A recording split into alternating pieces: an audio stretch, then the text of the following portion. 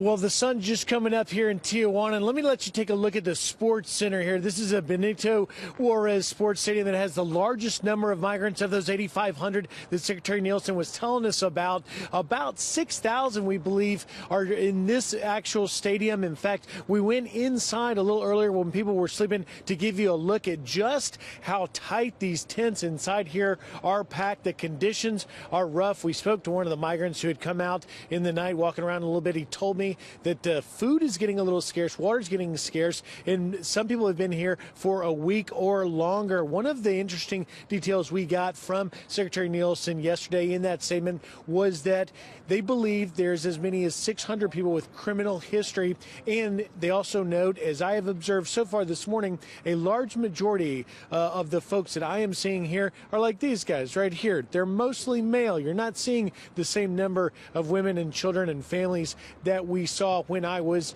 with this caravan much in its earlier stages. We talked also, as you see and look around, there are houses here. There are Tijuanans that live here.